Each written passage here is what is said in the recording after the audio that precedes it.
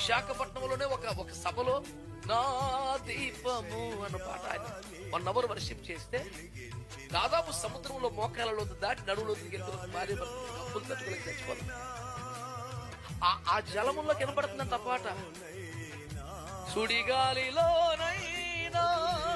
చడివానలోనైనా ఆరిపోదులే నీవు వెలిగించినది.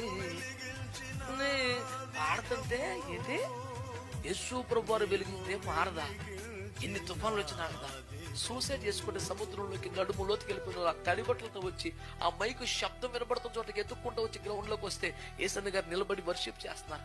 వాళ్ళు ఆ రోజున పట్టుబడ్డారు, మార్చబడ్డారు.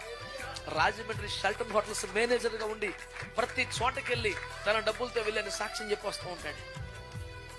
టాప్ పొజిషన్ లో నడిపాడు. అప్పులు గిప్పులు ఎప్పుడో తీరిపోయిన రక్తం ఇచ్చి ఎక్కడికి వెళ్ళిన ఫలాన్ని పాటుదారు నన్ను మార్చబడ్డారు, ప్రభుత్వాన్ని పట్టుకున్నాడు, దీవించబడ్డాన్ని సాక్ష్యం చెప్తాం.